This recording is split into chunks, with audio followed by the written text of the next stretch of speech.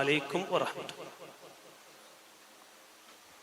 ഇൻഷാ അല്ലാഹ് ഇതിൻ്റെ തുടർച്ചകളൊക്കെ നമുക്ക് പാരൻസ് മീറ്റും മറ്റൊക്കെ വിളിച്ചിട്ട് ഭാവിയിൽ ഉണർത്താം എന്ന് ഓർമ്മപ്പെടുത്തുന്നു. നമ്മുടെ മുഖ്യ പ്രഭാഷണത്തിന് വേണ്ടി ബഹുമാനപ്പെട്ട നഈമി ഉസ്താദിനെ ആദരപൂർവ്വം ക്ഷണിക്കുകയാണ്.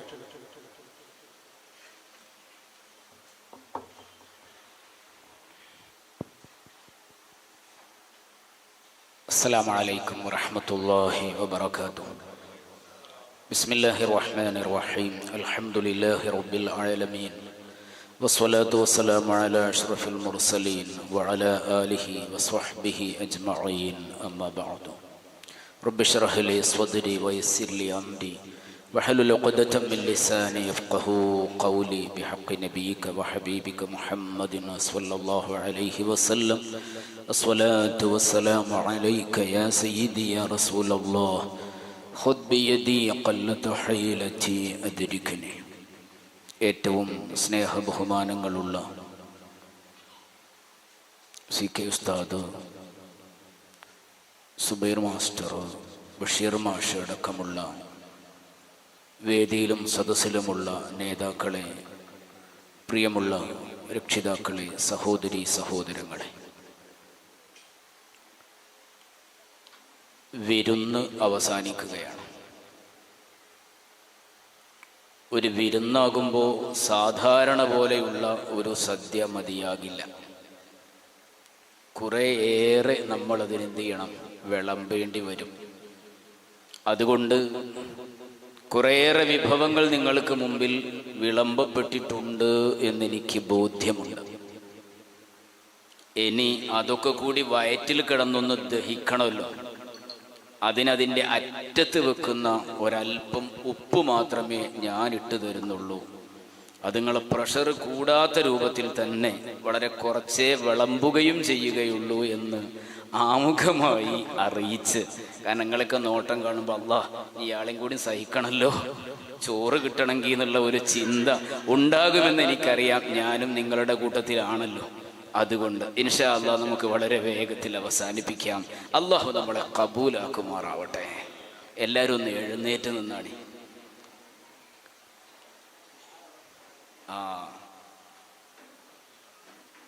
അസ്സലാത്തു വസ്സലാമു അലൈക യാ റസൂലല്ലാഹ്. അസ്സലാത്തു വസ്സലാമു അലൈക യാ ഹബീബല്ലാഹ്. അല്ലാഹു കബൂലാക്കട്ടെ. ഇരുന്നോളൂ. ചൊല്ലാൻ അതിൻ്റെ ബാക്കി ഒരുപാടുണ്ട്. ചൊല്ലാൻ സമയമില്ലാത്തത് കൊണ്ട് ചൊല്ലാതിരുന്നതാ. അള്ളാഹുവിൻ്റെ ഹബീബിൻ്റെ മേൽ ധാരാളം സ്വലാത്ത് ചൊല്ലുന്ന അവിടുത്തെ മുഹബ്ബീങ്ങളിൽ അള്ളാഹു നമ്മളെ ഉൾപ്പെടുത്തുമാറാവട്ടെ. അള്ളാഹുവിൻ്റെ ഖുർആനിൽ അള്ളാഹു സുബ്ഹാനഹു വ തആല പറഞ്ഞ ഒരു കാര്യമുണ്ട്. എന്താണെന്നറിയോ? ഉദ്ഖുലൂ ഫിസ്സിൽമി കാഫ. ഞാൻ അവിടെ തുടങ്ങാനാണ് ഉദ്ദേശിക്കുന്നത്. ഒരുപാട് കാര്യങ്ങൾ നമ്മൾ ചർച്ച ചെയ്തു. ഖുർആൻ വളരെ വ്യക്തമായി പറഞ്ഞ ഒരു കാര്യമാണ്, നിങ്ങൾ ഇസ്ലാമിലേക്ക് സമ്പൂർണമായി പ്രവേശിക്കണം. അല്ലേ? സമ്പൂർണമായ പ്രവേശനം സാധ്യമാകുന്നത് ഈമാനിന്റെ സമ്പൂർണതയിലെത്തിയവർക്കാണ്. അപ്പൊ നമ്മളെ സംബന്ധിച്ചിടത്തോളം നമ്മൾ എവിടെ എത്തി നിൽക്കുന്നു എന്ന് എന്നെക്കുറിച്ച് ഞാനും നിങ്ങളിൽ ഓരോരുത്തരെ കുറിച്ച് നിങ്ങളുമാണ് ചിന്തിക്കേണ്ടത്. ഇന്ന് പലരും മുസ്ലിങ്ങളായിട്ടുണ്ട്. പക്ഷേ പലരുടെയും ഒരു അഭിപ്രായം ഇസ്ലാമികമായ കാര്യങ്ങളിൽ തന്നെ ചിലതൊക്കെ നമുക്ക് അരോചകമായി അനുഭവപ്പെടുന്നവയുണ്ട് എന്നാണ്. വിദ്യാർത്ഥികൾക്കിടയിൽ അങ്ങനെ ഒന്നുണ്ട്, രക്ഷിതാക്കൾക്കിടയിലുണ്ട്, യുവമിഥുനങ്ങൾക്കിടയിൽ അങ്ങനെയുണ്ട്. ചിലതൊക്കെ നമുക്ക് മാറ്റിവെക്കുകയും ചിലതിനെയൊക്കെ സ്വീകരിക്കുകയും ചെയ്യുന്ന ഒരു രീതി. അതിനെയാണ് ഖുർആൻ നഖശിഖാന്തം എതിർക്കുന്നത്. മറിച്ച് നിങ്ങൾ എന്ത് ചെയ്യണം? ഫിസ്സിൽമി കാഫത്തൻ. ഈ മതത്തെ സമ്പൂർണമായി ഉൾക്കൊള്ളുവാൻ നിങ്ങൾക്ക് സാധിക്കുക എന്നാണ്. അങ്ങനെ സാധിക്കണമെങ്കിൽ ഓരോ കാര്യങ്ങളിലും നേരത്തെ സി കെ ഉസ്താദ് പറഞ്ഞതുപോലെ എന്ത് ചെയ്യണം? വിശദമായ പഠനങ്ങൾ നമ്മൾ നടത്തണം. ചിലതൊക്കെ കാലന്തരേണ എന്ത് ചെയ്തിട്ടുണ്ട്, അതൊന്നും അങ്ങനെ ഒരു നിയമമൊന്നും ഇല്ല എന്ന് തോന്നുന്നിടത്തേക്ക് കാര്യമെത്തിയിട്ടുണ്ട്. വേറെ ചില കാര്യങ്ങളൊക്കെ അതൊക്കെ ഇസ്ലാമിൽ ഉള്ളത് തന്നെ അല്ലേ എന്ന ചിന്തയിലും എത്തിയിട്ടുണ്ട്. രണ്ടും നേരെ വിപരീതമാണ്. ഒരു ഉദാഹരണം പറയാം. നിക്കാഹ് കഴിഞ്ഞു. എവിടുന്നാ നിക്കാഹ് കഴിയ? കല്യാണ മണ്ഡപത്തുനിന്ന്, അല്ലേ? ഇപ്പത്തെ ഒരു പതിവ് അങ്ങനെയാണ്. ഉസ്താദ് അതിന്റെ കാതലായ വശങ്ങൾ പറഞ്ഞു, എവിടുന്നാ വേണ്ടത് എന്നൊക്കെ. ഞാൻ നടപ്പുകാര്യത്തെ കുറിച്ചാ പറഞ്ഞത്. കല്യാണ മണ്ഡപത്തിൽ വെച്ച് വിവാഹം നടക്കുന്നു. ആ വിവാഹം നടന്നതിന് ശേഷം എല്ലാ കാര്യങ്ങളും ഭംഗിയായി നടന്നു എന്ന് ഉറപ്പുവരുത്തിയതിനു ശേഷം അവിടുന്ന് ഇറങ്ങിപ്പോകുമ്പോ സുന്നത്തായ ഒരു നിക്കാഹിന്റെ അംശങ്ങളിൽ വളരെ കുറച്ചു മാത്രമേ എന്താകുന്നുള്ളൂ, ലഭ്യമാകുന്നുള്ളൂ. അവിടെ ഹറാമുകളുടെ വലിയ ഒരു വേലിയേറ്റം തന്നെ സൃഷ്ടിക്കപ്പെടുന്നു. എന്നാൽ നമ്മളിൽ ആർക്കെങ്കിലും അങ്ങനെ ഒരു ചൂട് മനസ്സിൽ അനുഭവപ്പെടാറുണ്ടോ? ഞാൻ ജോലി ചെയ്യുന്നതിന്റെ തൊട്ടടുത്തുള്ള ഒരു മഹല്ല് കമ്മിറ്റി കല്യാണ മണ്ഡപങ്ങളിൽ വെച്ചുകൊണ്ട് നിക്കാഹ് നിരോധിച്ചിട്ടുണ്ട്. പള്ളിയിലെ ഖാദിയാര് കല്യാണ മണ്ഡപത്തിലേക്ക് നിക്കാഹിന് വരില്ല എന്ന് തീരുമാനിച്ചിട്ടുണ്ട്. അള്ളാഹു അത് വിജയിപ്പിച്ചു കൊടുക്കട്ടെ. ഇപ്പൊ നിക്കാഹൊക്കെ പള്ളിയിലാണ്. അവിടുത്തെ നിക്കാഹൊക്കെ പള്ളിയിലാണ്. കാരണം എന്താ? അങ്ങോട്ട് വരൂല. കാരണം അവിടെ നടക്കുന്ന കോപ്രായങ്ങളെ കാണാൻ കഴിയില്ല, അല്ലേ? ഇപ്പം വിവാഹം എന്ന് പറഞ്ഞാൽ എന്തൊരു സന്തോഷം ഉണ്ടാകേണ്ട ഒരു കാര്യമാണ്. മുത്തനബി സല്ലല്ലാഹു അലൈഹി വസല്ലം തങ്ങൾ സുന്നത്താക്കിയ ഒരു കർമ്മം. ആ കർമ്മത്തെ കൊണ്ടുപോയി എത്തിച്ചിരിക്കുന്നത് എവിടെയാണ്? എന്റെ അടുത്ത് ഒരു കൂട്ടുകാരന്റെ വീട്ടിൽ നിക്കാഹ് നടന്നു. എന്നിട്ട് മഹർ കെട്ടാൻ വേണ്ടി വരുന്നില്ല എന്ന് അവർ തീരുമാനിച്ചു. മഹർ കെട്ടുക എന്ന് പറഞ്ഞാൽ അതിന്റെ നാടൻ മലയാളത്തിൽ നമുക്ക് താലി കെട്ടെന്ന് പറയാം, അല്ലേ? അങ്ങനെയല്ലേ അതിന്റെ ശരി? താലി കെട്ടാൻ വരുന്നില്ല എന്ന് അവർ തീരുമാനിച്ചു. കാരണം അവർ അത്യാവശ്യമൊക്കെ ദീനീ ബോധമുള്ളവരാണ്. അപ്പൊ വീട്ടിൽ ഒരു പിടി പെണ്ണുങ്ങൾ കാത്തു നിൽക്കുകയാണ്. എന്തിന്? ഇപ്പൊ വരും താലി കെട്ട് പുതിയാപ്പളനെ കാണാൻ കാത്തുകയാണ്. കാരണം ഇതൊരു കാഴ്ച വസ്തുവാണല്ലോ. നേരത്തെ ഉസ്താദ് പറഞ്ഞ നിയമമൊന്നും അവിടെ ബാധകല്ല കേട്ടോ. കാരണം പുതിയാപ്പളനെ കാണുക എന്ന് പറഞ്ഞാൽ ഏറ്റവും മുവക്കതായ ഒരു സുന്നത്താന്ന് വിചാരിച്ചിട്ട് അയലോകത്തുള്ള നാനാവിധ പെണ്ണുങ്ങളും എന്ത് ചെയ്യും? അതിനുവേണ്ടി കാത്തു നിൽക്കും. കാരണം അതൊരു പ്രദർശന വസ്തുവാണ്. നാളെ ഇനി ഒരു പക്ഷേ കാണാൻ പറ്റാതെ മരണപ്പെട്ടു പോയാൽ പടച്ചറമ്പ് ചോദിക്കൂലേ, എന്റെ അയലോകത്തെ രായൻകുട്ടിന്റെ മകളെ കെട്ടിച്ചിട്ട് പുതിയാപ്പളിനെ എന്തേ കാണാൻ? അപ്പൊ അത് വിചാരിച്ചിട്ട് എല്ലാവരും ഇങ്ങനെ തിക്കി തിരക്കി കാണാൻ നിൽക്കുക. അപ്പൊ ഇങ്ങനെ വന്നു അമ്മോശൻ കാക്ക സ്വർണം കൊണ്ടുവന്ന്, നേരത്തെ പറഞ്ഞ താലി അല്ലെങ്കിൽ മഹർ കൊണ്ടുവന്ന് എന്ത് ചെയ്യാണ്? മോളെ കയ്യിൽ കൊടുക്കുക. എന്നിട്ട് പറഞ്ഞു ആരെങ്കിലും ഒന്നും കെട്ടിക്കൊടുത്തില്ലേ. അപ്പൊ പുതിയാപ്പിള വരൂലേന്നാ. പുതിയാപ്പിള വരൂല. അപ്പൊ അക്കൂട്ടത്തില് ഒരു 50-55 വയസ്സ് പ്രായമുള്ള ഒരു പെണ്ണ് ചോദിക്കുക അത്രേ, അപ്പം നിക്കാഹ് ശരിയാകൂ? ആലോചിക്കി എവിടെ എത്തി കാര്യം. ഇത് ഞാനൊരു അതിശയോക്തിക്ക് വേണ്ടി ഒരു തമാശ പറഞ്ഞതല്ല, ഉള്ളത് പറഞ്ഞതാ. കാരണം പള്ളിയിൽ നിന്നുകൊണ്ടാ പറയുന്നത്. ആ 50-55 വയസ്സായ ഉമ്മയുടെ മനസ്സിൽ ഇപ്പൊ എന്തായിട്ടുണ്ട്? പുതിയാപ്പിളനെ കൊണ്ടുവന്നിട്ട് അത് കെട്ടിക്കൊടുത്തെങ്കിലേ നിക്കാഹ് എന്ന് പറയുന്ന ചടങ്ങ് സമ്പൂർണമാവുകയുള്ളൂ. അപ്പൊ അതൊന്നും ഇസ്ലാമിൽ ഇല്ലേ എന്നാ രണ്ടാമത്തെ ചോദ്യം. ഏതുപോലെ എന്റെ പ്രിയപ്പെട്ട പിതാവ് മരണപ്പെട്ടപ്പോ അയലോകത്തുള്ള സ്ത്രീകളൊക്കെ പാടെ കൊണ്ടുവന്നിട്ട് എന്ത് ചെയ്തു? വിറകൊക്കെ കൊണ്ടുവന്നിട്ട് ചൂടുള്ള വെള്ളം ഉണ്ടാക്കി കുളിപ്പിക്കുന്നത്. ഞങ്ങൾ 4 മക്കൾ കൂടിയിട്ടാ. 3 ആളും ഈ ദോഹ ഇട്ടവരാ. അള്ളാഹു ഉപ്പാടെ ഉമ്മാടെയൊക്കെ ഖബർ സന്തോഷാക്കി കൊടുക്കട്ടെ. മസ്അല നമുക്കറിയാമല്ലോ. ഉപ്പാനെ അന്ന് രാവിലെയും നന്നായി കുളിപ്പിച്ചതാണ്. എന്നതിന് ശേഷം മരിക്കുന്നത്. അതുകൊണ്ട് ചളിയൊന്നും അശേഷമില്ല. പക്ഷെ നാട്ടിലൊരു ചടങ്ങുണ്ട്, മരിച്ചാൽ എന്ത് വെള്ളം കൊണ്ട് കുളിപ്പിക്കണം? ചൂടുവെള്ളം കൊണ്ട് കുടിപ്പിക്കണം. അതിന് അയൽവക്കക്കാരൊക്കെ കൂടി ചെയ്യുന്ന ഒരു മഹത്തായ സേവനമാണെന്ത്. എൻ്റെ അമ്മയ്ക്ക് എപ്പോഴും പറയും, 4 ഉള്ളി വിറക് അവിടെ നിന്നോട്ടെ, അതിന്റെ മയ്യത്തുളിപ്പിക്കാൻ വെള്ളം ചൂടാക്കാനാണ്. എൻ്റെ ഉമ്മയെയും അങ്ങനെ ചൂടുവെള്ളത്തിൽ കുളിപ്പിക്കേണ്ടി വന്നിട്ടില്ല. ബാപ്പാനെയും കുളിപ്പിക്കേണ്ടി വന്നില്ല. വെള്ളം തിളച്ചത് അവിടെ കിടന്നു. കുളിപ്പിച്ചും മറമാടിയൊക്കെ വന്നതിനു ശേഷം അയൽപക്കത്തുള്ള സഹോദരിമാർക്കിടയിൽ ഒരു മുറുമുറുപ്പ്. എൻ്റെ ഉമ്മാക്കാണെങ്കിൽ അതൊന്നും ചിന്തിക്കാൻ പറ്റിയ ഒരു സന്ദർഭം അല്ല. അപ്പൊ എൻ്റെ വലിയ ഇത്ത വന്നിട്ട് ചോദിച്ചു, അല്ല കുട്ടികളെ നിങ്ങൾ എന്തേ ഇപ്പൊ ചൂടുവെള്ളം ഒന്നും എടുക്കാഞ്ഞ്? അപ്പൊ ചോദിച്ചു എന്തേ? ഓല അതൊക്കെ കാച്ചി വെച്ചിട്ട് നിങ്ങളെ ഇന്നൊരു തുള്ളി തൊട്ടില്ലാന്ന്. അല്ല ചോദിച്ചു. അവിടെ എന്തുണ്ട്? വേണമെങ്കിൽ എടുക്കാമെന്നുള്ളത് മസാലയുണ്ട്. നല്ലോണം ചെളിയൊക്കെ ഉണ്ട്. കുതിർത്ത് കളയണമെങ്കിൽ ചൂടുവെള്ളം ഉപയോഗിക്കാം. പക്ഷെ നല്ലത് എന്താണ്? തണുത്ത വെള്ളമാണ്. ആ മസ്അല പോലും അവരുടെ ഒരു ചടങ്ങായി എന്നതുപോലെ മനസ്സിലാക്കി വെച്ചിട്ടുണ്ട്. കല്യാണം എന്ന് പറഞ്ഞാൽ എന്താണ്? അത് നിക്കാഹാണ്. നിക്കാഹിന് മഹർ കെട്ടുക എന്നുള്ളത് നിക്കാഹിന് പള്ളിയിൽ വെച്ചുകൊണ്ടോ അല്ലാതെയോ കബിൽത്തു പറയുന്നതിനേക്കാളും നിർബന്ധമായ ഒരു കാര്യമായി പരിവർത്തനം ചെയ്യപ്പെട്ടിട്ടുണ്ട്. അതുകൊണ്ട് തന്നെ ഞങ്ങൾ ആരും എന്ത് ചെയ്തിട്ടില്ല, മഹർ കെട്ടാൻ വേണ്ടി പോയിട്ടില്ല. നമ്മുടെ കുടുംബങ്ങളിൽ അങ്ങനെ ഒരു ചടങ്ങ് സംഘടിപ്പിക്കുന്നതിന് നമ്മൾ എന്ത് ചെയ്യുന്നുണ്ട്? പരമാവധി നഖശിഖാന്തം എതിർത്തു കാണിക്കുന്നുണ്ട്. അതിന്റെ പേരിൽ ചില പ്രശ്നങ്ങളൊക്കെ ഉണ്ടെന്ന് കൂട്ടിക്കോളൂ നിങ്ങൾ. ചിലയിടങ്ങളിലൊക്കെ പൊരുത്തപ്പെടാത്ത കാര്യങ്ങൾ വരുന്നുണ്ട്. അവിടെയാണ് നമുക്ക് അള്ളാഹുവിന്റെ റസൂൽ സ്വല്ലല്ലാഹു അലൈഹി വസല്ലം തങ്ങൾ ഒരു പ്രതിഫലം പറഞ്ഞു വെച്ചിട്ടുണ്ട്. എന്താ പ്രതിഫലം പറഞ്ഞത്? അള്ളാഹുവിന്റെ റസൂൽ സ്വല്ലല്ലാഹു അലൈഹി വസല്ലം ഒരു ദിവസം സ്വഹാബത്തിനെ വിളിച്ചിട്ട് പറയുകയാണ്, ഓ പ്രിയപ്പെട്ട സ്വഹാബ, നിങ്ങൾ കേൾക്കണോ, മൻ തമസ്സക ബിസുന്നതി ഇൻദ ഫസാദി ഉമ്മതി, എന്റെ ഉമ്മത്തൊക്കെ ഫസാദാകുന്ന കാലത്ത്. എന്താ ഫസാദാകുക എന്ന് പറഞ്ഞാൽ? മറ്റിതര ജനവിഭാഗങ്ങളിലൊക്കെ കാണുന്ന പല അരുതായ്മകളും നമ്മുടെ സമൂഹത്തിലേക്ക് കടന്നുകൂടുകയും നമ്മുടെ സമൂഹത്തിന് നിർദ്ദേശിക്കപ്പെട്ടിരുന്ന സുന്നത്തുകളൊക്കെ ഇല്ലാതായി പോവുകയും ചെയ്യുന്ന, അല്ലെങ്കിൽ അപ്രസക്തമാവുകയും ചെയ്യുന്ന ഒരു കാലത്ത് എന്റെ സുന്നത്ത് മാത്രം മുറുകെ പിടിച്ചുകൊണ്ട് അത് അണപ്പല്ലുകൊണ്ട് കടിച്ചു പിടിച്ച് നിലകൊള്ളുന്നവന് അജ്റു മിഅത്തി ഷഹീദ്. ഈ ഹദീസ് ഓതുമ്പോ വന്ദ്യരായ ഗുരുവര്യരോട് ചോദിച്ചു പോയിട്ടുണ്ട്, മിഅത്തു ഷഹീദോ? കാരണം എന്താ?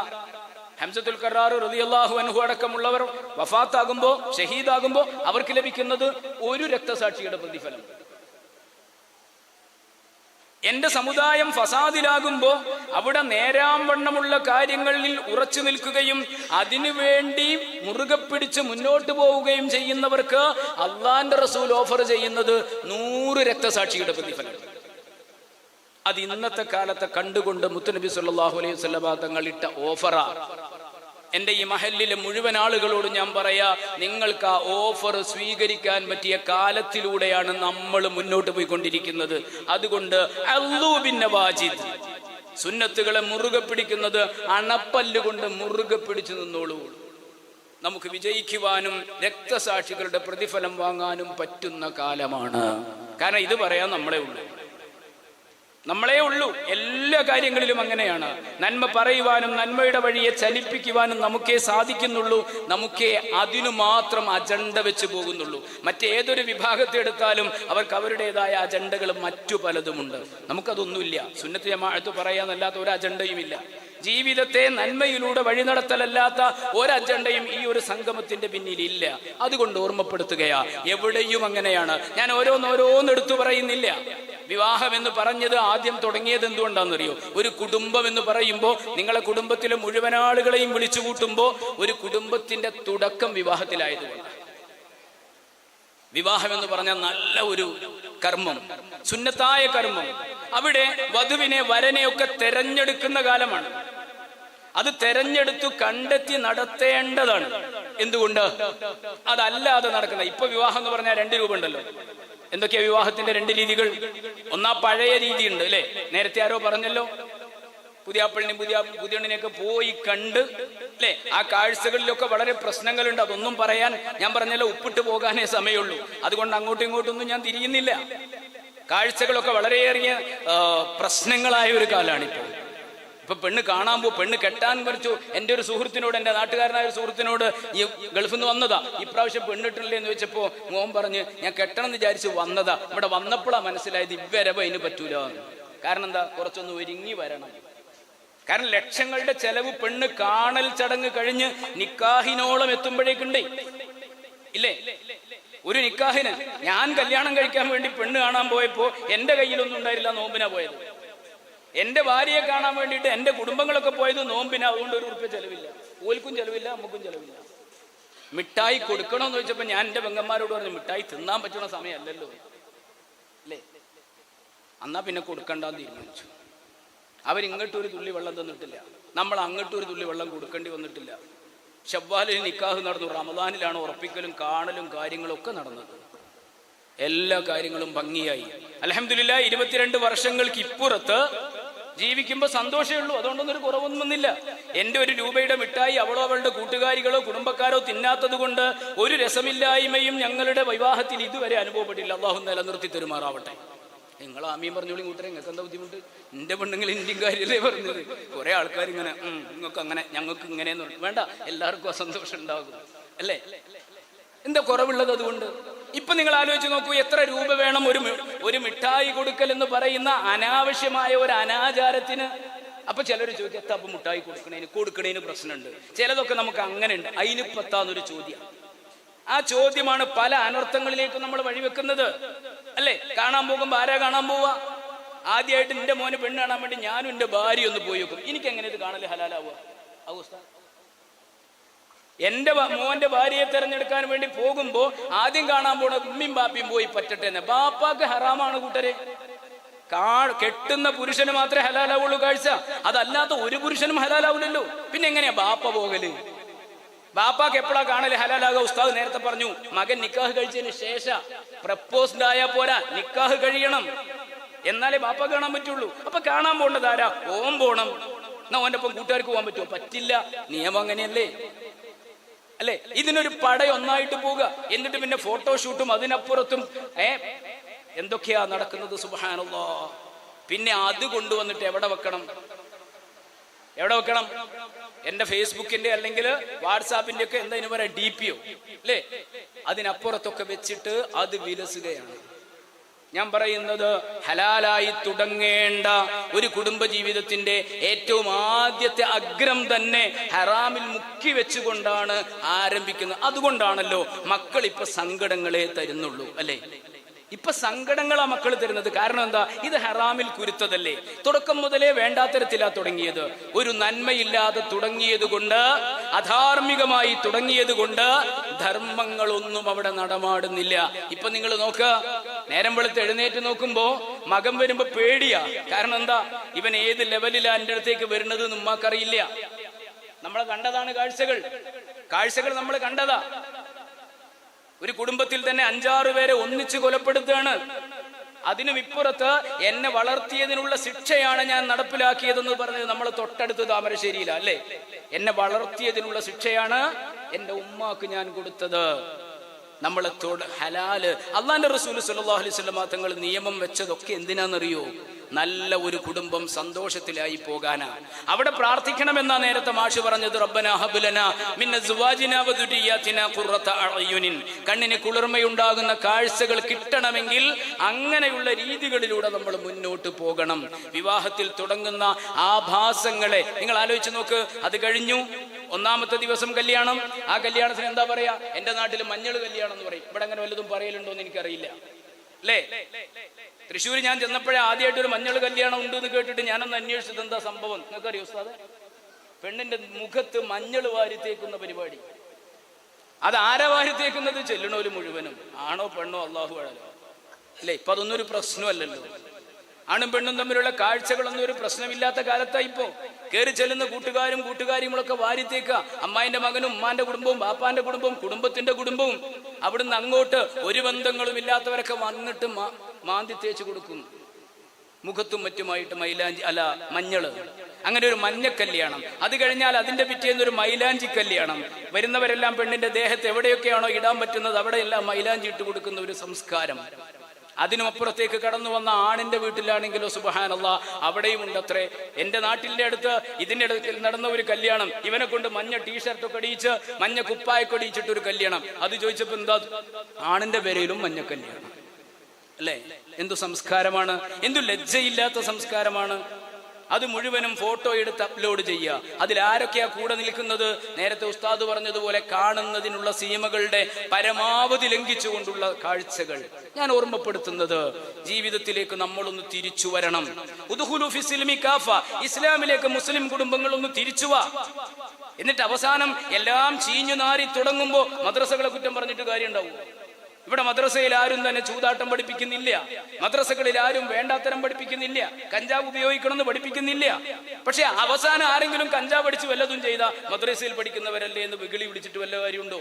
ഇവിടെ പഠിക്കുന്നതിനനുസൃതമായി ജീവിതത്തെ ചിട്ടപ്പെടുത്തുവാൻ രക്ഷിതാക്കളും കുടുംബങ്ങളും നമ്മളും പാകപ്പെടുക എന്നതാണ് പ്രധാനം. അതിന് പാകപ്പെടുന്നിടത്തേക്ക് നമ്മൾ കാര്യങ്ങളെ കൊണ്ടുവരണം. ഇനി നിങ്ങൾ ആലോചിച്ച് നോക്കുക, വിവാഹം കഴിക്കുന്നതിന്റെ രണ്ടാമത്തെ ഒരു രീതിയുണ്ട്. ഞാൻ വളരെ വേഗം പറഞ്ഞു പോവുക. രണ്ടാമത്തെ ഒരു രീതി ഇപ്പൊ എന്താ?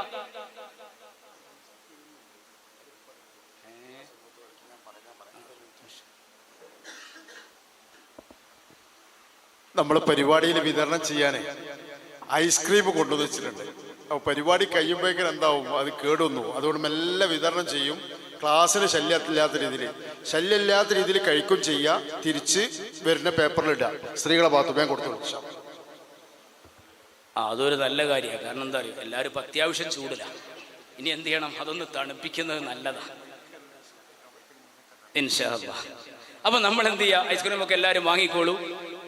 അതൊക്കെ നന്നായിട്ട് എന്ത് ചെയ്യുക, കഴിച്ചു ഒന്ന് തണുത്ത് അവിടെ ഇരിക്കുക. അധികം നീളൂല ഇൻഷാ അല്ലാഹ്. ഐസ്ക്രീമിന്റെ തണുപ്പ് വിടുന്നതിന്റെ മുമ്പ് ഞാൻ നിങ്ങളെ വിടും. അള്ളാഹു അതിനു വേണ്ടിയിട്ട് പരിശ്രമിക്കുന്നവർ, ഒരുപാട് പണച്ചെലവുണ്ട്, അവരെല്ലാവരും അള്ളാഹു അർഹമായ പ്രതിഫലം നൽകുമാറാവട്ടെ. നമുക്കിടയിൽ ദുആ ചെയ്യാം.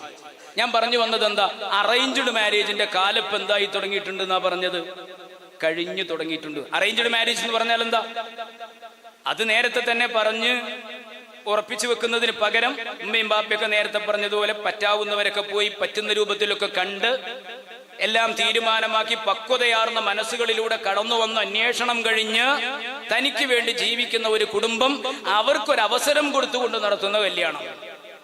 ഇപ്പത്തെ കല്യാണം നേരെ തിരിച്ചല്ലേ. ഇപ്പൊ 22 വയസ്സായ ഒരു മകന് ബാപ്പാക്ക് ഒരു വാട്സപ്പിൽ ഒരു മെസ്സേജ് ഇട, ഏതോ ഒരു അറബിയുടെ പ്രസംഗം. എന്താ അതിനകത്തുള്ളത് എന്നറിയോ? പ്രായപൂർത്തിയെത്തിയ കുട്ടികൾക്ക് കല്യാണം കഴിപ്പിച്ച് കൊടുക്കാതിരുന്നാൽ അവര് മാതാപിതാക്കൾ ശിക്ഷിക്കപ്പെടുമെന്ന് ഏതോ ഒരു അറബി പറയുന്ന ഒരു പ്രസംഗം എടുത്തിട്ട് വാട്സപ്പിൽ ഇട്ട് കൊടുക്കുകയാണ് ബാപ്പാക്ക്.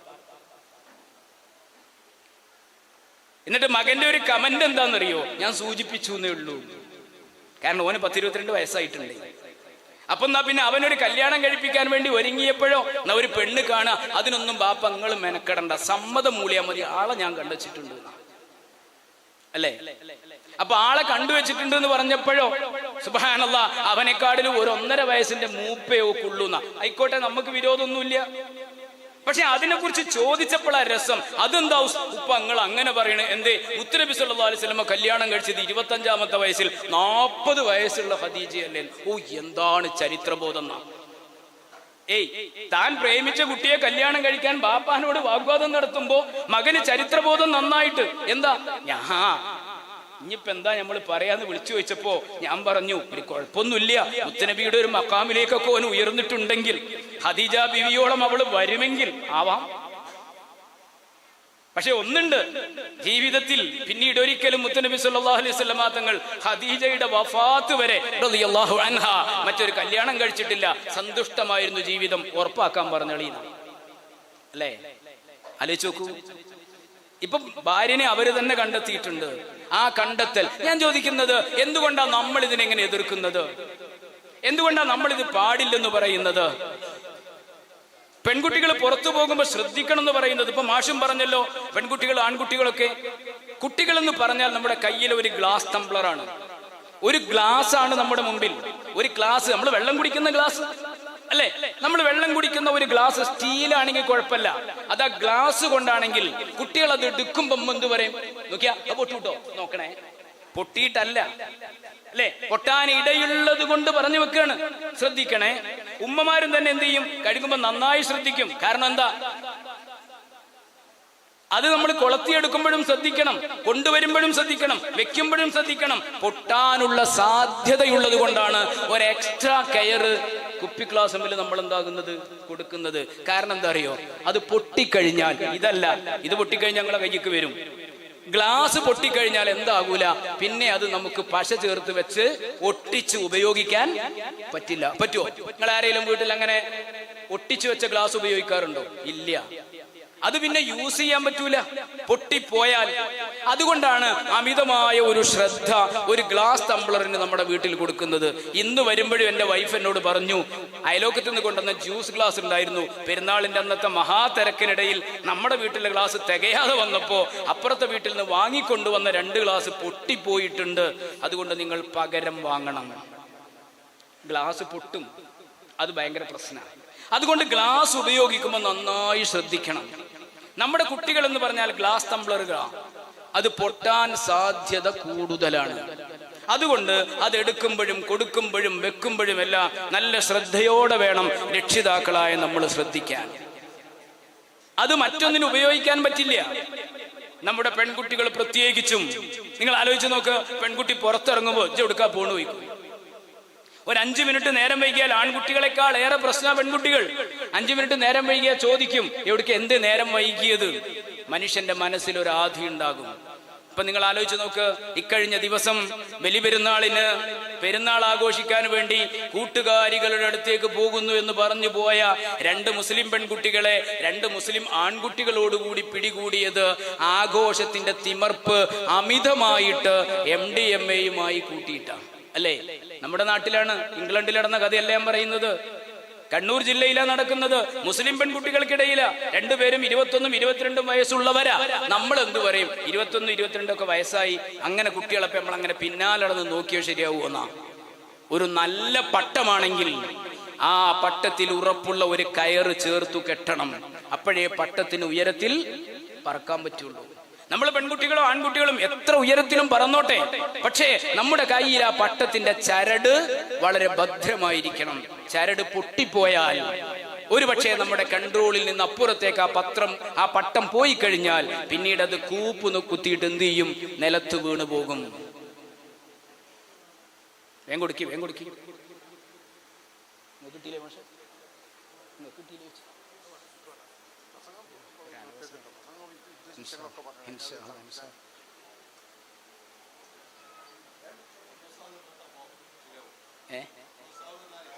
അല്ല, എനിക്ക് വേണ്ട.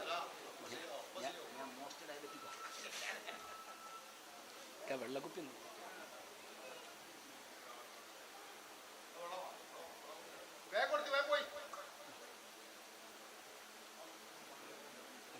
കുടിച്ചിട്ട്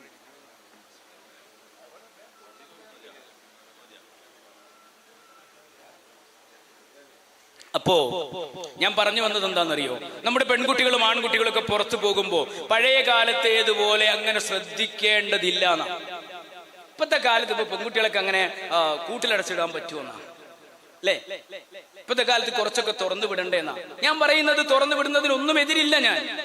പക്ഷേ അതിന്റെ ആ കയറ് ആരുടെ കയ്യിൽ ഉണ്ടാകണം?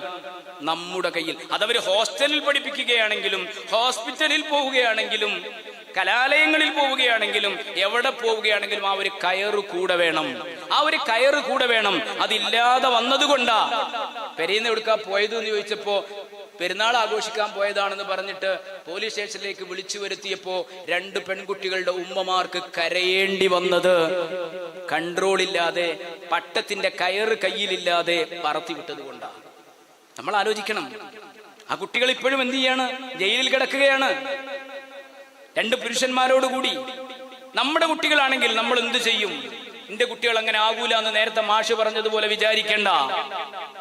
MDMA അടക്കമുള്ള മയക്കുമരുന്ന് കേസുകളിൽ പിടിക്കപ്പെട്ട ഒരുപാട് പെൺകുട്ടികളെ ഞങ്ങൾക്കറിയാം. പലപ്പോഴും കരഞ്ഞു പോയിട്ടുണ്ട്. കാര്യപ്പെട്ട ആളുകളുടെ മക്കളായിരുന്നവർ അർദ്ധരാത്രിയിൽ ഇറങ്ങിപ്പോയിട്ട് ഇതിന്റെ വ്യാപാരം നടത്തുന്നത് അറിഞ്ഞപ്പോ സങ്കടപ്പെട്ടു പോയിട്ടുണ്ട്. അതുകൊണ്ട് എന്റെയും നിങ്ങളുടെയും ഒക്കെ മക്കളെ കുറിച്ച് നല്ല ബോധവും ഉണ്ടാകണം നമുക്ക്. അവിടെ ഇസ്ലാം എന്താ പറഞ്ഞത്? അതാ ഞാൻ പറഞ്ഞുകൊണ്ടുവരുന്നത്. വിശുദ്ധമായ മതത്തിനൊരു കാഴ്ചപ്പാടുണ്ട്. ആ മതത്തിന്റെ കാഴ്ചപ്പാടെന്ന് പറയുന്നത് എന്താണെന്നറിയോ? ഏതൊരു സ്ത്രീക്കും കൂട്ടായിട്ടൊരു പുരുഷനുണ്ടായിരിക്കട്ടെ എന്നാ. അത് ഉപ്പയാണെങ്കിൽ ഉപ്പയാകേണ്ട പ്രായത്തിൽ ഉപ്പയായിരിക്കണം. ആങ്ങളമാരാകേണ്ട പ്രായത്തിൽ പ്രൊട്ടക്ഷൻ ആങ്ങളമാരുണ്ടായിരിക്കണം. കാരണം ദുനിയാവിലെ ഏറ്റവും മൂല്യവത്തായ ഏറ്റവും വിലപിടിപ്പുള്ള വസ്തുവാണ് സ്ത്രീ. അതുകൊണ്ട് അവളെ ഒറ്റയ്ക്ക് പറഞ്ഞു വിടരുത്. അങ്ങനെയാണല്ലോ. നിങ്ങൾ ആലോചിച്ച് നോക്ക്. നമ്മുടെയൊക്കെ അടുക്കല് ATM-ലേക്ക് പണം കൊണ്ടുവന്ന് നടക്കുന്ന പണപ്പെട്ടി ചുമക്കുന്ന വണ്ടികളുണ്ട്. ആ വണ്ടിയിൽ തോക്കും പിടിച്ച് ആരുണ്ടാകും? ഒരു സെക്യൂരിറ്റിക്കാരൻ ഉണ്ടാകും, അല്ലേ? ഒരു സെക്യൂരിറ്റിക്കാരൻ ഉണ്ടാകും. ആ പണവും കൊണ്ട് വരുമ്പോ ബാങ്കുകളിലേക്ക് പണം കൊണ്ടുവരുന്ന പെട്ടി സൂക്ഷിക്കാൻ എന്തിനാണ് അവിടെ ഒരു പട്ടാളക്കാരൻ? അത് വിലപിടിപ്പുള്ള വസ്തു ആയതുകൊണ്ടാ. ഇസ്ലാം പറഞ്ഞു, ഒരു പെണ്ണ് പുറത്തു പോകുമ്പോ തനിക്ക് വിവാഹബന്ധം ഹറാമായ ഉപ്പയോ ആങ്ങളയോ അല്ലെങ്കിൽ ഭർത്താവോ തനിക്ക് ബന്ധപ്പെട്ട അമ്മാവനോ എളാപ്പയോ തനിക്ക് വിശ്വസ്തരായി വിവാഹബന്ധം ഹറാമായ തന്നിലേക്ക് ഒരു അരുതായ്മയെ കുറിച്ച് ചിന്തിക്കാത്ത ഒരാളുടെ പ്രൊട്ടക്ഷനോട് കൂടി മാത്രമേ പുറത്തു പോകാവൂ എന്ന് മതം പറയുന്നത് അതുകൊണ്ടാണ്. എന്നിട്ട് അവര് പോകുമ്പോഴും സുരക്ഷിതരായി പോകാൻ ശീലിക്കണം. അതെങ്ങനെയാ? അവരുടെ ഔറത്തുകൾ പൂർണ്ണമായി മറച്ചു കൊണ്ടുപോകണം. കാരണം എന്താ? ഒരിക്കലും തന്നെ തുറന്നിട്ട് കൊടുക്കേണ്ട സാധനമല്ല. നിങ്ങൾ ആലോചിച്ച് നോക്ക്, നിങ്ങൾ അങ്ങാടിയിൽ നിന്ന് 1 കിലോ മത്തി വാങ്ങിയിട്ട് പോവാണ് അല്ലെ? ഇവിടെ മത്തി തന്നെയല്ലേ പറയാ? 1 കിലോ മത്തി വാങ്ങിയിട്ട് പോകുക. ആ മത്തി വാങ്ങി പോകുന്ന കീസ് നിങ്ങൾ കെട്ടിപ്പൊതിഞ്ഞ് പിന്നെ ഒരു പൊതിയാക്കി ചാക്കിലാക്കി കക്ഷത്ത് വെച്ചിട്ടാണോ പോവുക? ഇല്ലല്ലോ. കാരണം എന്താ? അതിനത്രേ മൂല്യമുള്ളൂ അല്ലേ? സാധനം നല്ല സാധനം, പക്ഷെ അതിനത്രേ മൂല്യമുള്ളൂ. എന്നാൽ നിങ്ങളെ കടയിൽ നിന്ന് നിങ്ങളുടെ മകളുടെ മകൾക്ക് ഒരു അരഞ്ഞാണം കെട്ടാൻ, അല്ലെങ്കിൽ ഒരു ചെറിയ കമ്മല് കാതുകുത്താൻ, നിങ്ങളൊരു കാപ്പവന്റെ പറ്റു വാങ്ങി പോവുകയാണെങ്കിൽ അതൊരു പെട്ടിയിലിട്ട്, അതൊരു കവറിലിട്ട് ഒതുക്കി മടക്കി എത്ര സൂക്ഷ്മതയോടുകൂടിയാ നിങ്ങൾ കൊണ്ടുപോവുക. എന്താ കാരണം? അതിന്റെ വാല്യൂ അത്രയാണ്. 160 രൂപയുടെ മത്തി അല്ല കൊണ്ടുപോകുന്നത്, 71,000 രൂപയുടെ സ്വർണമാണെന്നുള്ള ബോധം ബുദ്ധിയുള്ളവന്റെ തലയിൽ ഉള്ളത് കൊണ്ടാ. അതുകൊണ്ട് ഇസ്ലാം പറഞ്ഞു ഏറ്റവും മൂല്യവത്തായ വസ്തു ഭൂമി ലോകത്ത് ഏതാ? അത് പെണ്ണാണ്. ആ പെണ്ണിനെ മറക്കേണ്ടതുപോലെ മറച്ച് അവളുടെ അംഗലാവണ്യങ്ങളെ കൊണ്ട് അന്യപുരുഷനെ ഇക്കിളിപ്പെടുത്തിക്കൊണ്ട് പോകേണ്ടതല്ല. ആരെങ്കിലുമൊക്കെ അങ്ങനെ പോകുന്നുണ്ടെങ്കിൽ പോയിക്കോട്ടെ, നമുക്ക് വിരോധമല്ല. പക്ഷേ നമ്മുടെ മതം അനുശാസിക്കുന്നവർ, മതം അംഗീകരിക്കുന്നവർ എങ്ങനെ പോകണമെന്ന് മതം പഠിപ്പിക്കും. അതുകൊണ്ടാണ് ഞാൻ ആമുഖം പറഞ്ഞത് ഉദ്ഖുലു ഫിസ്സിൽമി കാഫ. സമ്പൂർണമായിട്ട് നമ്മുടെ മക്കൾ, വിശ്വാസിയായ എന്റെ മകള്, എന്റെ ഭാര്യ, എന്റെ കുടുംബത്തിൽപ്പെട്ടവള്, ഞാൻ ഉദ്ദേശിക്കുന്ന മൂല്യങ്ങൾ ജീവിതത്തിൽ പകർത്താൻ ആഗ്രഹിക്കുന്നവർ, അവരുടെ മക്കള് പുറത്തിറങ്ങി പോകുമ്പോ ഔറത്ത് വേണ്ടതുപോലെ മറച്ചു വേണം.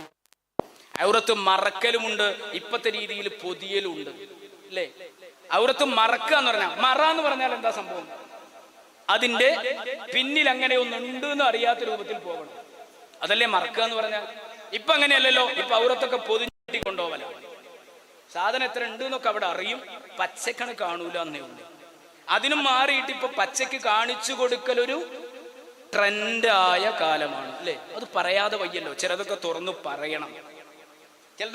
പറയണം. കാരണം എന്താ? ആളുകളെ ആകർഷിക്കാൻ വേണ്ടി. എന്തുകൊണ്ടാണ് പല സിനിമാ നടിമാരും അതുപോലെ തന്നെ സെലിബ്രിറ്റികളെയും ഒക്കെ സ്വർണ്ണക്കടയുടെയും അതല്ലെങ്കിൽ ചായക്കടയുടെയും ഒക്കെ ഉദ്ഘാടനത്തിന് കൊണ്ടുവരുന്നത്? എന്തുകൊണ്ടാ? ഉദ്ഘാടനത്തിന് കൊണ്ടുവരുന്നവന് എന്റെ ചായക്കട ഏറ്റവും നന്നായി അറിയപ്പെടണമെന്നാണ് ആഗ്രഹം. അത് സ്വർണ്ണക്കടയായാലും ചായക്കടയായാലും ഒക്കെ അങ്ങനെ തന്നെയാണ്. അപ്പൊ അതിന് വരുമ്പോ അവിടെ ആര് കൂടണം? ആള് കൂടണം അല്ലേ? ആ ആള് കൂടാൻ വേണ്ടിയിട്ടാണ് ഇത്തരം സാധനങ്ങൾ എഴുന്നള്ളിച്ച് കൊണ്ടുവരുന്നത്. അപ്പൊ അവര് കൂടണമെങ്കിൽ എന്ത് വേണം? കൂടാനുള്ള ചില പ്രക്രിയകൾ അവരിൽ വരുത്തിയിരിക്കണം. എന്ന് പറഞ്ഞാൽ പുരുഷന്മാരെ ഇക്കിളിപ്പെടുത്തി അവനവനിലേക്ക് ആകർഷിച്ച് പരസ്യം ചെയ്ത് അതിൽ നിന്ന് വരുമാനമുണ്ടാക്കുന്ന മുതലാളിമാര് നാട്ടിലുള്ളപ്പോ ഈ സ്ത്രീകളെ അവിടെ എന്ത് ചെയ്യാണ്? ആ സ്ത്രീകളെ കൊണ്ടുവന്ന് പ്രദർശന വസ്തുവാക്കുകയാണ്. ഇത് ഞാൻ പറഞ്ഞതിന്റെ പേരിൽ ആരും ഒരാളെയും കുറിച്ചും ചിന്തിക്കണ്ട. ഇസ്ലാം അതിനെ എന്ത് ചെയ്തിട്ടുണ്ട്? വിലക്കിയിട്ടുണ്ട്. അത് കാണാൻ പോകുന്നതിനെയും വിലക്കിയിട്ടുണ്ട്. ഇസ്ലാം കൃത്യമായി പറഞ്ഞു, സ്ത്രീകൾ പുറത്തു പോകുമ്പോ വലാ തബർറജ്ന തബർറുജൽ ജാഹിലിയ്യത്തിൽ ഊലാ. ഖുർആനിന്റെ പ്രഖ്യാപനമാണ്. ജാഹിലിയ കാലത്ത് തുള്ളിക്കളിച്ച് പുറത്തിറങ്ങി പോയിരുന്നത് പോലെ സ്ത്രീകളെ നിങ്ങൾ പുറത്തേക്ക് പോകരുതെന്ന് ഇസ്ലാം പറഞ്ഞിട്ടുണ്ട്. പിന്നെ എങ്ങനെയാ പോകേണ്ടത്? അതും ഇസ്ലാം പറഞ്ഞിട്ടുണ്ട്. തീരെ പോകാൻ പാടില്ല എന്നല്ല, ആവശ്യങ്ങൾക്ക് പുറത്തു പോകാം. പുറത്തു പോകുമ്പോ തങ്ങളുടെ അംഗലാവണ്യങ്ങൾ മറ്റുള്ളവർക്ക് പ്രദർശിപ്പിച്ചു കൊണ്ടുപോകരുത്. പിന്നെയോ അവരുടെ മാറിടങ്ങളിലേക്ക് അവരുടെ തട്ടത്തിന്റെ തലപ്പ് താഴ്ത്തിയിട്ട് കൊള്ളട്ടെ. ഇപ്പൊ അങ്ങനെയല്ലല്ലോ. ഇപ്പൊ ഇസ്ലാമിക് കോളേജുകൾ എന്നറിയപ്പെടുന്ന ചില കോളേജുകൾ, ആ കോളേജുകളിൽ പോലും കാണുന്ന വേഷവിധാനങ്ങൾ എന്താ? ഒരു പാന്റൊക്കെ ഇട്ടിട്ട് അല്ലെ, അരക്കറ്റമുള്ള ഒരു ഷർട്ട് ഇട്ടിട്ട്, പിന്നെ നല്ല ഒരു മഫ്ത് അങ്ങനെ കുത്തിയിട്ട് പിൻ ചെയ്ത് വെച്ചിട്ടുണ്ടാവും അല്ലെ? താഴെ കൊണ്ടും തൂക്കിയിടൂല. പിന്നെന്താ? അതിങ്ങനെ ചുറ്റി കെട്ടിയിട്ട് ഇങ്ങനെ നന്നായിട്ട് ഫർണിഷ് ചെയ്ത് വെച്ചിട്ടുണ്ടാകും. ഒരു 5-10 പിന്നൊക്കെ കുത്തിയിട്ട്. പിന്നെന്താ? കാണാൻ പറ്റുന്നതൊക്കെ കാണും. നേരത്തെ ഉസ്താദ് പറഞ്ഞല്ലോ, അത് പൊതിയലാണ്, മറക്കലല്ല. വേഷവിധാനങ്ങളെ കുറിച്ച് പറയുമ്പോൾ നമ്മൾ ശരിക്കും ചിന്തിക്കണം. അള്ളാഹുവിന്റെ റസൂല് സ്വല്ലല്ലാഹു അലൈഹി വസല്ലമ തങ്ങൾ പറഞ്ഞു, ഓ പുരുഷന്മാരെ, നിങ്ങൾ സ്ത്രീകളുടെ വേഷം ധരിക്കരുത്. ഓ സ്ത്രീകളെ, നിങ്ങൾ പുരുഷന്മാരുടെ വേഷവും ധരിക്കരുത്. സ്ത്രീകൾക്ക് സ്ത്രീകളുടെ വേഷമുണ്ട്, പുരുഷന്മാർക്ക് പുരുഷന്മാരുടെ വേഷമുണ്ട്. കാരണം എന്താ? അവരുടെ രണ്ടുപേരുടെയും ശരീരപ്രകൃതം രണ്ട് രൂപത്തിലാണ്. അവരുടെ ശരീരത്തിന്റെ പ്രകൃതി രണ്ട് രൂപത്തിലാണ് സൃഷ്ടിക്കപ്പെട്ടത്. അതുകൊണ്ട് രണ്ടിനും അനുയോജ്യമായ രൂപത്തിലുള്ള വേഷവിധാനങ്ങളെ ഇസ്ലാം നിർദ്ദേശിക്കുന്നുണ്ട്. അതൊരിക്കലും മാറരുത്. അല്ലാഹുവിന്റെ റസൂൽ പറയുന്നുണ്ട്. അല്ലാഹുവിന്റെ റസൂലിന്റെ ഒരു ഹദീസിൽ കാണാം, റസൂലുള്ളാഹി സ്വല്ലല്ലാഹു അലൈഹി വസല്ലം, നബി സ്വല്ലല്ലാഹു അലൈഹി വസല്ലം തങ്ങൾ ശപിച്ചിരിക്കുന്നു. എന്താ പറഞ്ഞത്? അല്ലാഹുവിന്റെ റസൂല് ശപിച്ചിരിക്കുന്നു. ലഅന റസൂലുള്ളാഹ്, അല്ലാഹുവിന്റെ ലഅനത്ത് ലഭിച്ചിരിക്കുന്നു. ആർക്കാണ്? മൻ ലബിസ, ധരിച്ച ഒരാൾക്ക്, മൻ യൽബസു ലിബാസൽ മർഅതി, സ്ത്രീകളുടെ വേഷം ധരിച്ച പുരുഷന്മാരെ, സ്ത്രീകളുടെ വേഷം ധരിച്ച പുരുഷന്മാരെ അല്ലാഹു ശപിച്ചിരിക്കുന്നു. ഇപ്പൊ ചില ആളുകൾ നിങ്ങൾ കണ്ടിട്ടില്ലേ? സുബ്ഹാനല്ലാഹ്, എന്തൊക്കെയാണ് രൂപം. അവരുടെ മുടിന്റെ ചേലും കോലും ഒക്കെ കണ്ടാൽ നമ്മൾ മുന്നിൽ പോയിട്ട് ഇങ്ങനെ നോക്കണം, എന്നാലേ ഇവന് ഇപ്പൊ ആണോ പെണ്ണോ എന്ന് തിരിച്ചറിയൂ. ആ രൂപത്തില് ബേക്ക് കണ്ടാലൊന്നും അറിയില്ല, മുടിയൊക്കെ ഒരേപോലെയാ അല്ലെ? അങ്ങനെയൊക്കെ കാടും മുടിയൊക്കെ ആയി നടക്കുന്ന ആളുകളുണ്ട്. അള്ളാഹു കാക്കുമാറാവട്ടെ. അല്ലെ? അള്ളാന്റെ റസൂൽ ഉടനെ തന്നെ പറഞ്ഞു, വൽ മർഅത, എങ്ങനത്തെ മർഅത്തിനെയാണ് ശപിച്ചിരിക്കുന്നത്? തൽബിസു ലിബാസൽ റജുൽ, പുരുഷന്റെ വേഷം ധരിച്ച പെണ്ണിനെയും, ഔ കമാ ഖാൽ, പുരുഷന്റെ വേഷം ധരിച്ച പെണ്ണിനെയും പെണ്ണിന്റെ വേഷം ധരിച്ച പുരുഷനെയും അല്ലാഹു സുബ്ഹാനഹു വ തആല ശപിച്ചിരിക്കുന്നു എന്ന്, അള്ളാന്റെ റസൂൽ ശപിച്ചിരിക്കുന്നു എന്ന് പച്ചയ്ക്ക് മുത്തുനബി സല്ലല്ലാഹു അലൈഹി വസല്ലം തങ്ങൾ പഠിപ്പിക്കുകയാണ്. ആ പഠിപ്പിച്ച വേഷം നമ്മുടെ പെൺകുട്ടികൾക്കും ആൺകുട്ടികൾക്കും വാങ്ങിച്ചു കൊടുക്കുന്നതാരാ? ഉപ്പയും ഉമ്മയും നമ്മൾ അല്ലേ? ഇതൊക്കെ പറയുമ്പോ ഞാനൊരു പഴഞ്ചനാന്ന് തോന്നുന്നില്ലേ നിങ്ങൾക്ക്? അല്ലേ? നമ്മുടെയൊക്കെ കാലത്ത്, ഇക്കാലത്ത് അതൊക്കെ പറയാൻ പറ്റുമെന്ന് തോന്നുന്നുണ്ടോ നിങ്ങൾക്ക്? ജീൻസും ടീഷർട്ടും ഒക്കെ ഇട്ട് നടക്കുന്ന പെൺപിള്ളേര് ഇഷ്ടം പോലെ വരുന്ന കലാലയങ്ങളിൽ പഠിക്കുകയും പഠിപ്പിക്കുകയൊക്കെ ചെയ്യുന്നവരാ നമ്മളും. പക്ഷെ ഇത് പറയാതിരിക്കാൻ പറ്റുമോ? അല്ലാഹുവിന്റെ റസൂൽ എത്ര കൃത്യമായിട്ടാ പറഞ്ഞത്, ശപിച്ചിരിക്കുന്നു. ഇതൊരു തമാശ പറഞ്ഞതല്ലല്ലോ, പറഞ്ഞത് മുത്തുനബിയല്ലേ. അള്ളാന്റെ റസൂലിനെയും അള്ളാഹുവിനെയും സമ്പൂർണ്ണമായി അംഗീകരിക്കാൻ എന്തേ മുസ്ലിങ്ങളായ നമുക്ക് കഴിയാതെ പോകുന്നത്? അങ്ങനെ പറയുന്ന ഒരു മുസ്ലിം ജമാഅത്തുകാരായ നമ്മള്, നമ്മുടെ വീട്ടിൽ നിന്ന് പുറത്തു പോകുന്ന പെൺകുട്ടി, എന്റെ മകളാവട്ടെ മരുമകളാവട്ടെ എന്റെ ഭാര്യയാവട്ടെ ആരായിരുന്നാലും, അള്ളാന്റെ റസൂല് ശപിച്ച ഒരു വസ്ത്രവുമായി പുറത്തിറങ്ങാൻ നമ്മൾ സമ്മതിക്കുന്നുവെങ്കിൽ ആ ശാപം നമ്മളിലേക്ക് കൂടി വരാനല്ലേ സാധ്യതയുള്ളത്? അള്ളാഹു കാക്കുമാറാവട്ടെ. ഇതൊക്കെ പറയാൻ വേണ്ടി ഞങ്ങൾ വിളിച്ചു കൂട്ടിയത് അള്ളാന്റെ റസൂൽ. അതിപ്പോ നാട്ടിൽ എല്ലാവരും യൂണിഫോം അങ്ങനെ ആയപ്പോ ഞാനൊന്ന് വാങ്ങിക്കൊടുത്തതാന്ന് പറയണ്ട, അങ്ങനെ പറയണ്ട. നമ്മൾ ശക്തമായിട്ട് എതിർത്തു നിന്നാൽ നമുക്ക് സാധിക്കുക തന്നെ ചെയ്യും. മുഖം മറച്ച് വരാൻ പാടില്ലെന്ന് പറഞ്ഞിട്ട് മുഖം മറച്ചുകൊണ്ടേ എനിക്ക് വരാൻ കഴിയൂ, അല്ലെങ്കിൽ പഠനം നിർത്തിക്കളയുമെന്ന് പറഞ്ഞ് ഇപ്പോഴും +2 തുടർന്ന് പഠിക്കുന്ന പെൺകുട്ടികളെ എനിക്കറിയാം. അവർ മുഖം മറച്ചേ ക്ലാസ്സിൽ പോകുന്നുള്ളൂ. അതൊന്നും ഇവിടെ നിയമപരമായി തെറ്റൊന്നുമല്ല. നമ്മുടെ കേരളത്തിൽ പലപ്പോഴും ഉണ്ട്. അവിടെയാണ് നമ്മൾ ശ്രദ്ധിക്കേണ്ടത്. നേരത്തെ മാഷ് പറഞ്ഞു ഷോള് തലയിലിടുക, തോളിക്കിടുകയാണ്. തോളിക്കിടുന്നതൊന്നും അല്ല, അതിലേറെ പ്രശ്നമാണ്. മറക്കുന്നു എന്ന് പറയുന്നവർ അവരുടെ ജിൽബാബിനെ താഴോട്ട് താഴ്ത്തിയിടുന്നതിന് പകരം അത് ചുറ്റിക്കെട്ടി വെച്ചുകൊണ്ട് പോവുക. എന്തിനാ? അവരുടെ ഇഷ്ടപ്പെട്ട പുരുഷന്മാരെ കാണാൻ ആഗ്രഹിക്കുന്ന ഭാഗത്തെ മികപ്പിച്ച് കാണിച്ചു കൊടുക്കുന്നതിന് വേണ്ടി. അവിടെയാണ് പ്രദർശന പരത, എക്സിബിഷണലിസം പെൺകുട്ടികളിലും സ്ത്രീകളിലും വർദ്ധിച്ചു വന്നാൽ അവരിലേക്ക് എക്സിബിഷണലിസം എന്നതിന് പറയാ, പ്രദർശന പരതയുള്ള സ്ത്രീകളും പുരുഷന്മാരും അല്ലേ? ഈ അടുത്തൊരു കമന്റ് വായിച്ചു ഞാൻ. ഒരു കമന്റ്, ഒരു പെണ്ണ് ട്രൗസറൊക്കെ ഇട്ടിട്ട് ഒരു സദസ്സിൽ ഇങ്ങനെ എന്ത് ചെയ്യുന്നുണ്ട്, ഇരിക്കുന്നുണ്ട്. ഒരു പെണ്ണ് നല്ല ട്രൗസർ, എന്റെ ഭാഷയിൽ അങ്ങനെ പറയാൻ പറ്റുള്ളൂ, പറയേണ്ടത് വേറെ പല ഭാഷയാണ്. ഒരു ട്രൗസറൊക്കെ ഇട്ടിട്ട് ഒരു സദസ്സിൽ ഇരിക്കുകയാണ്. ഒരു ടീഷർട്ട് പോലെ സ്ലീവ്ലെസ് ആയിട്ടുള്ള ഒരു ഷർട്ട് ഇട്ടിട്ടുണ്ട്. ഉടനെ അതിന്റെ അടിയിൽ ഒരു കമന്റ് ഉണ്ട്, ഒരു ബസ്സിലെങ്ങാനും ഒരു പുരുഷനാണ് ഒരു പെണ്ണിന്റെ ഇടയിൽ അങ്ങനെ ഇരിക്കുന്നതെങ്കിൽ നാളെ പോലീസ് പിടിക്കും. എന്താ?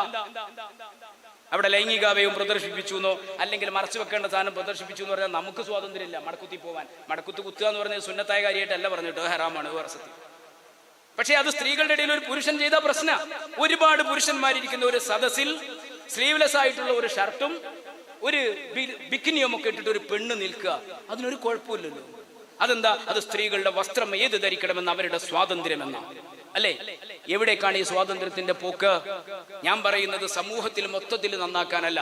അങ്ങനെ ധരിക്കുന്നവർ ധരിക്കട്ടെ. പക്ഷെ നമ്മുടെ മക്കൾ നമ്മുടെ മക്കൾ, വിശുദ്ധമായ ഇസ്ലാമിനെ അവരുടെ ഭരണഘടനയായി അംഗീകരിക്കുന്നവരുടെ മക്കൾ അത്തരമൊരവസ്ഥയിലേക്ക് പോകുമ്പോൾ അതൊക്കെ പറഞ്ഞിട്ടെന്താ, ഇന്നത്തെ കാലത്ത് എന്ന് പറഞ്ഞ് മാറി നിൽക്കാതെ നമ്മുടെ കുട്ടികളെ നൽവഴിയിലേക്ക്, സൽവഴിയിലേക്ക് നയിക്കേണ്ട ബാധ്യത നമുക്കുണ്ട് എന്ന തിരിച്ചറിവുണ്ടാകണം. വകുല്ലുക്കും റാഇ വകുല്ലുക്കും മസ്ഊലുൻ അൻ റഇയ്യതിഹി.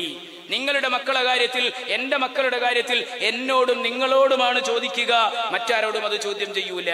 ഉത്തരവാദിത്വം നമുക്കാണ്.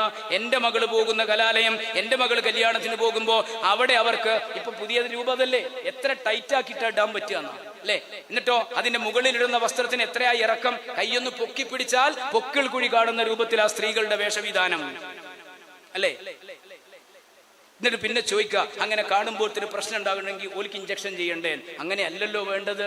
കാണുന്നവർക്ക് ഇഞ്ചക്ഷൻ ചെയ്യണം, വേണ്ടെന്നൊന്നും ഞാൻ പറയുന്നില്ല. പക്ഷെ കാണിച്ചു കൊടുക്കാതിരിക്കുക എന്ന മാന്യതയിലേക്ക് സ്ത്രീകളും വരണ്ടേ? അവിടെയല്ലേ നമ്മൾ ചിന്തിക്കേണ്ടത്. ഇറങ്ങിപ്പുറക്കുമ്പോൾ നമ്മൾ ശ്രദ്ധിക്കണം. വേഷവിധാനങ്ങളിൽ, സംസാരിക്കുന്നതിൽ നമ്മൾ ഇടപെടണം. അന്യപുരുഷനും അന്യ സ്ത്രീയും തമ്മിൽ സംസാരിക്കേണ്ടതിന്റെ അതിർവരമ്പുകളെ കുറിച്ച് കൃത്യമായിട്ട് ഇസ്ലാം പറയുന്നുണ്ട്. ഇത് പുരുഷന് മാത്രമല്ല സ്ത്രീക്കും ബാധക, സ്ത്രീക്ക് മാത്രമല്ല പുരുഷനും ബാധകമാ. അല്ലാഹുവിന്റെ റസൂൽ സ്വല്ലല്ലാഹു അലൈഹി വസല്ലമ തങ്ങൾ ഭാര്യമാരോടൊത്ത് സംസാരിച്ചിരിക്കുമ്പോ അങ്ങോട്ട് കടന്നു വരുന്നുണ്ട് ഇബ്നു ഉമ്മു മക്തൂം റളിയല്ലാഹു തആല അൻഹു. ഇബ്നു ഉമ്മു മക്തൂം റളിയല്ലാഹു തആല അൻഹു വരുമ്പോ, പ്രിയമുള്ളവരെ, നിങ്ങൾക്കറിയോ റസൂലുള്ളാഹി സ്വല്ലല്ലാഹു അലൈഹി വസല്ലമ തങ്ങൾ തന്റെ പത്നിമാരോട് പറയുന്നുണ്ട്, നിങ്ങൾ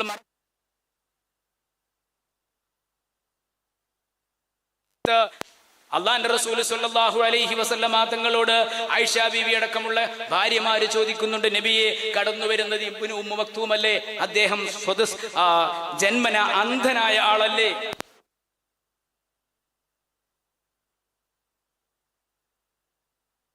ആകാൻ തുടങ്ങിയെന്ന്. ഇതിനൊക്കെ ഒരു പരിധിയില്ലെന്ന് മൈക്ക ചോദിക്കാൻ തുടങ്ങിയിരിക്കണം. ഇൻഷാ അല്ലാഹ് അവസാനിപ്പിക്കാം. നിങ്ങൾ ആലോചിച്ച് നോക്ക്, അള്ളാന്റെ റസൂൽ സ്വല്ലല്ലാഹു അലൈഹി വസല്ലം തങ്ങൾ അതിന് പറഞ്ഞ മറുപടി എന്താ അറിയോ? അപ്പൊ അമ്യാവാനി അന്തുമ, നിങ്ങൾ രണ്ടാളും കണ്ണ് കാണാത്തോലാണോ? അങ്ങോട്ട് കാണലും പ്രശ്നമാണ് അല്ലേ? നമ്മുടെ വീടുകളിൽ പഴയ കാലത്തൊക്കെ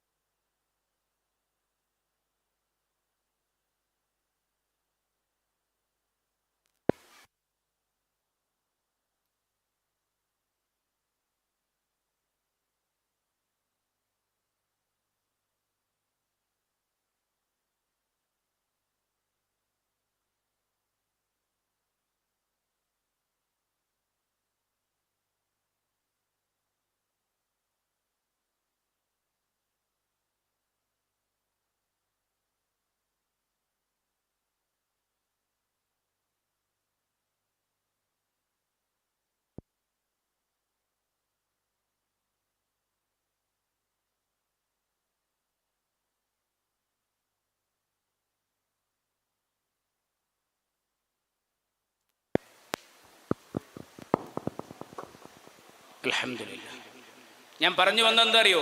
അന്യപുരുഷനും അന്യ സ്ത്രീയും സംസാരിക്കുമ്പോൾ ഇന്ന് പഴയതുപോലെയുള്ള അതിർവരമ്പുകൾ നമ്മൾക്കിടയിൽ നിന്ന് നഷ്ടപ്പെട്ടിരിക്കുന്നു അല്ലേ? നമ്മുടെ വീട്ടിലേക്ക് ഞാനൊക്കെ പഠിക്കുന്ന കാലത്ത് കോളേജിൽ പഠിക്കുന്ന അല്ലെങ്കിൽ സ്കൂളിൽ പഠിക്കുന്ന കൂട്ടുകാരുടെ വീട്ടിലേക്ക് കൂട്ടുകാർ പോകുമായിരുന്നു. കൂട്ടുകാരികളുടെ വീട്ടിലേക്ക് പോകാറ് പതിവില്ല. ഇന്ന് അങ്ങനെയല്ലല്ലോ. ഇന്ന് കല്യാണമൊന്നും വേണ്ട, ഒപ്പം പഠിപ്പിക്കുന്നവരാന്നും പറഞ്ഞിട്ട് വന്നു കയറിയിട്ട് അവരവരുടെ റൂമുകളിൽ സൊറ പറഞ്ഞിരിക്കുകയോ അതിനുമപ്പുറം സല്ലപിക്കുകയോ ചെയ്യുമ്പോ മാതാപിതാക്കളുടെ നിസ്സംഗമായൊരു മറുപടി ഉണ്ട്. അതെന്താ? ഓന്റെ ഓളൊപ്പം പഠിച്ചണോലാണേ അല്ലേ? ഓളൊപ്പം പഠിക്കണോല. ഒപ്പം പഠിക്കുന്നവർക്ക് എന്തുമാവാമെന്നുള്ളിടത്തേക്ക് നമ്മുടെ മതം അനുവാദം നൽകുന്നില്ല. നിർത്തേണ്ട അതിർവരമ്പുകളുണ്ട്. വീടിന്റെ അകത്തേക്ക് കയറി വരുമ്പോ അയൽപക്കക്കാരനാണെങ്കിൽ പോലും, പഴയ കാലത്ത് ഒരു മുസ്ലിം കുടുംബത്തിലേക്ക് കയറി വരുമ്പോ അയൽപക്കക്കാരനാണെങ്കിൽ പോലും അതിരുണ്ടായിരുന്നു വരുന്നിടത്ത്. ഇപ്പൊ അങ്ങനെയല്ല, അടുക്കളയിലൂടെ കയറി വരുന്നിടത്താ കാര്യങ്ങളുള്ളത്. നമ്മളാ അതിർവരമ്പുകൾ നിർണയിക്കേണ്ടത് നമ്മളാ. എല്ലാത്തിനും അനുവദനീയമായ ഒരു മേഖലയുണ്ട്. അതിനപ്പുറത്തേക്ക് കടന്നു പോകാതിരിക്കാൻ ഞാനും ശ്രദ്ധിക്കണം, നിങ്ങളും ശ്രദ്ധിക്കണം. അവിടുന്ന് അങ്ങോട്ട് പോയാൽ പിന്നെ പെൺകുട്ടികളുടെ വിവാഹമാണ്. ഇന്നിപ്പോ വലിയ പ്രശ്നമൊന്നുമില്ല.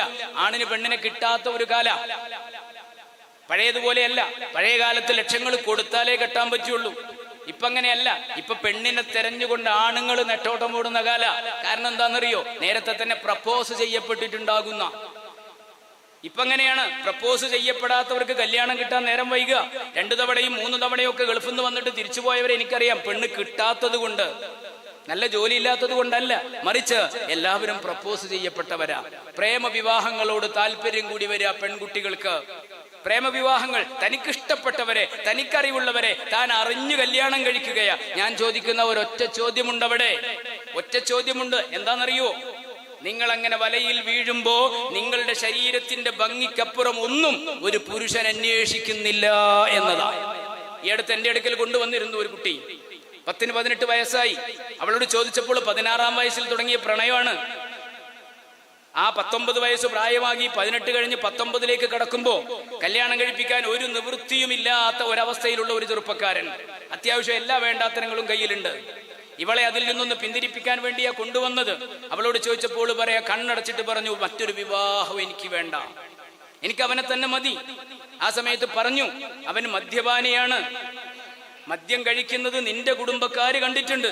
ഇത് വലിയൊരു സംഭവമാക്കിയിട്ട് കുടുംബം എന്നോട് പറഞ്ഞപ്പോ ഞാൻ അതിലേറെ വലിയൊരു സംഭവമാക്കിയിട്ട് ഓളോട് പറയാ, എന്ത്, നീ പ്രതിശ്രുത വരനായി കണ്ടുവെച്ച നിന്റെ കാമുകൻ അവൻ മദ്യപിക്കും.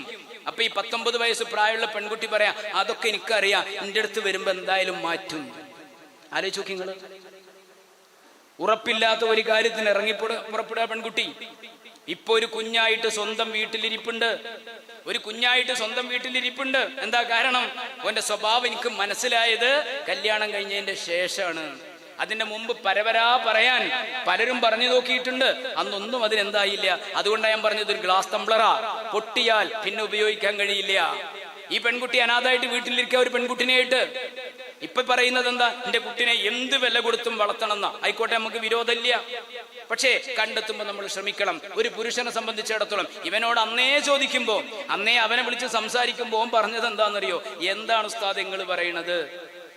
ഒരു ദിവസം രാവിലെ ഞായറാഴ്ചയിൽ സ്പെഷ്യൽ ക്ലാസ് അല്ലെങ്കിൽ ശനിയാഴ്ച സ്പെഷ്യൽ ക്ലാസ് ഉണ്ട് എന്ന് പറഞ്ഞ് വരാൻ പറഞ്ഞാൽ ഓളൊരു 9:30 ആവുമ്പോഴേക്ക് എത്തും. 9:30 എത്തിക്കഴിഞ്ഞാൽ 4-4:30 ആവുമ്പോൾ ഓളിന്റെ ബൈക്കുമ്പോ കറങ്ങും. എനിക്ക് ആകെ ഉള്ളത് എന്താ? 250 റുപ്യന്റെ ചെലവാ, ഒരു 250 രൂപയുടെ ചെലവാ. എന്താ? ഒരു ഐസ്ക്രീം വാങ്ങിക്കൊടുക്കണം, ഒരു ബിരിയാണി വാങ്ങിച്ചു കൊടുക്കണം, പിന്നെ എന്തെങ്കിലുമൊക്കെ ഒന്ന് തിന്നാൻ വാങ്ങിച്ചു കൊടുക്കണം. അതിന്റെ അപ്പുറത്തൊന്നും വേണ്ട. 250 റുപ്യക്ക് ഇരിക്കെന്താ നഷ്ടം?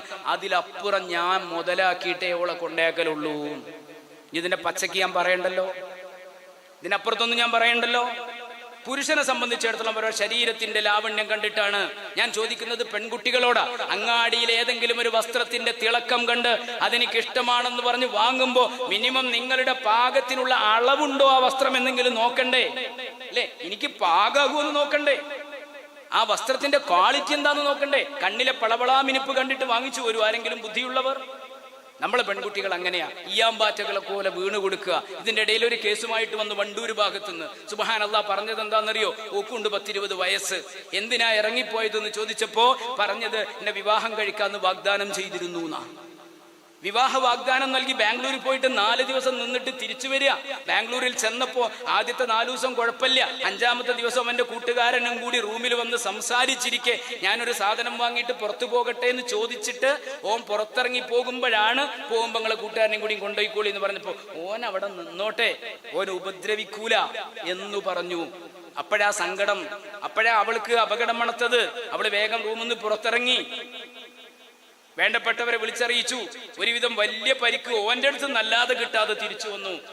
ചോദിച്ചപ്പോ പറഞ്ഞത് എന്താ? എന്നെ വിവാഹം കഴിക്കാമെന്ന് പറഞ്ഞിട്ടാ ഞാൻ പോയത്. ഞാൻ തിരിച്ചു ചോദിച്ചൊരു ചോദ്യമുണ്ട്. കല്യാണം കഴിച്ചോളാന്ന് പറയുമ്പോ, പ്രപ്പോസ് ചെയ്യുമ്പോ ഇസ്ലാം അതിന് നിർദ്ദേശിച്ചൊരു നിയമമുണ്ട്. ആരോടാ പ്രപ്പോസ് ചെയ്യേണ്ടത്? നിങ്ങളെ മകളെ കല്യാണം കഴിക്കണം എന്ന് ഒരാൾക്ക് തോന്നിയാൽ ആ പെൺകുട്ടി പറയേണ്ടത്, എനിക്ക് ബാപ്പുണ്ട്, ഞാൻ പുറ്റിൽ മുളച്ചതല്ലല്ലോ, അതുകൊണ്ട് എന്റെ ഉപ്പയോട് ചോദിക്കൂ, എന്റെ ഉമ്മനോട് ചോദിച്ചോളൂ, പറ്റുകയാണെങ്കിൽ നടന്നോട്ടെ എന്ന് പറയാനുള്ള ഒരു സാമാന്യ മര്യാദ പോലും ഇല്ലാതെ അവന്റെ കൂടെ ഉപ്പയെയും ഉമ്മയെയും വിട്ട് ഒരാഴ്ചത്തേക്ക് ടൂറ് പോകുമ്പോൾ സൂക്ഷിക്കണം. അവിടെ നമ്മൾ കരുത്താർജിക്കണം. അവിടെ നമ്മുടെ പെൺകുട്ടികൾ കരുത്താർജിക്കണം. എന്റെ ശരീരം ഞാൻ അവരുടെ ഒന്നും കെണിയിൽ കൊണ്ടുപോയി കൊടുക്കുവാനുള്ളതല്ല എന്ന ചിന്തയിലേക്ക് നമ്മൾ വരണം. പഠിപ്പിക്കാനൊക്കെ എനിക്കിഷ്ടമാണ്. പക്ഷേ പഠിപ്പിക്കുന്നതിനിടക്ക് മാതാപിതാക്കൾ ഇങ്ങോട്ട് സങ്കടപ്പെടുന്ന ഒരവസ്ഥ ഉണ്ടാകരുത്. അതുകൊണ്ടാ, അല്ലാതൊന്നുമല്ല. എത്ര വരെയും നമ്മുടെ കുട്ടികൾ പഠിച്ചോട്ടെ. പക്ഷേ പഠിക്കുമ്പോഴും ഞാൻ പഠിച്ച ഒരു മതമുണ്ട്, ഞാൻ ജനിച്ചു വളർന്ന ഒരു മതമുണ്ട്, എനിക്ക് വളർച്ച നൽകിയ എൻ്റെ മാതാപിതാക്കളുണ്ട്. അവരുടെ ഇഷ്ടാനിഷ്ടങ്ങളും അവരുടെ സന്തോഷങ്ങളുമാണ് എനിക്ക് വലുത്.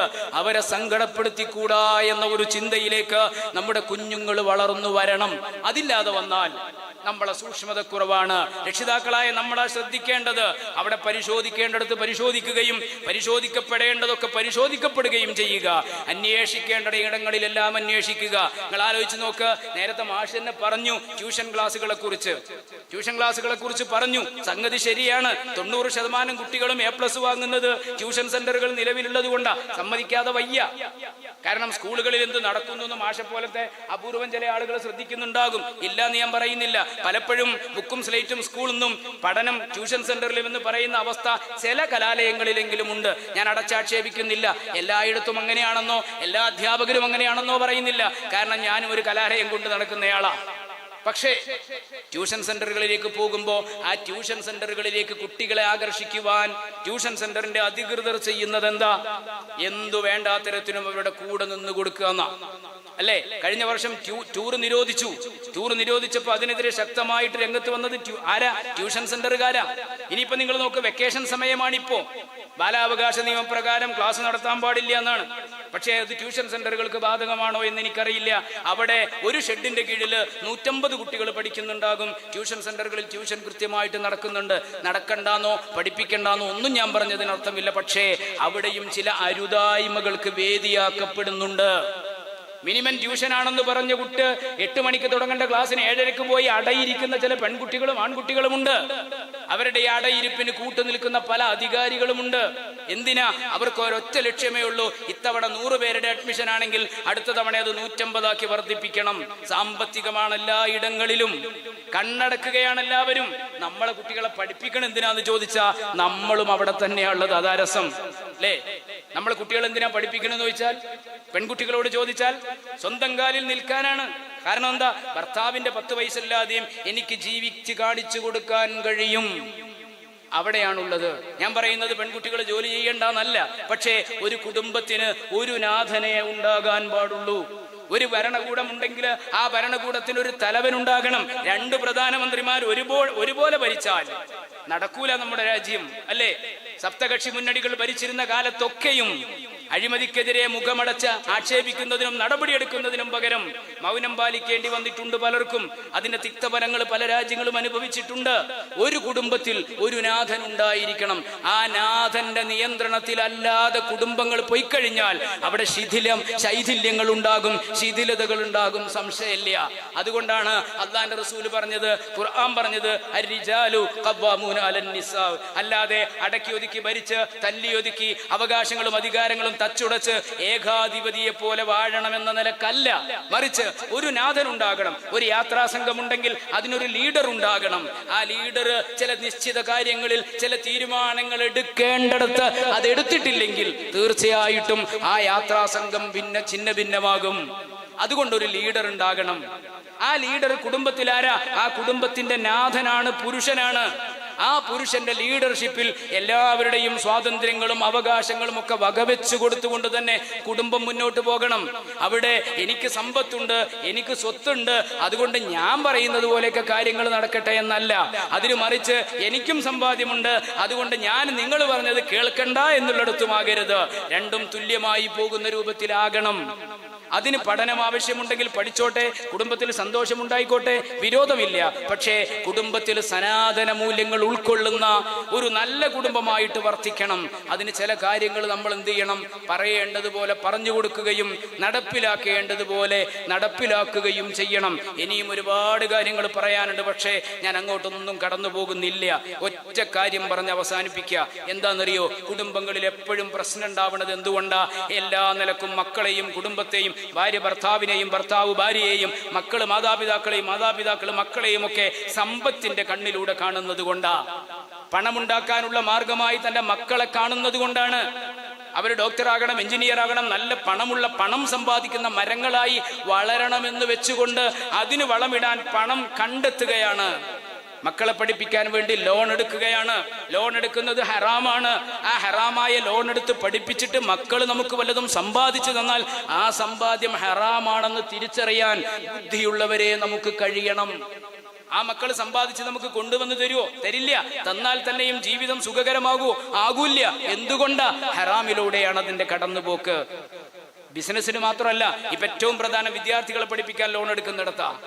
എല്ലാം ലോൺമയമാണ്, എല്ലാം സമ്പത്തിന്റെ മയമാണ്.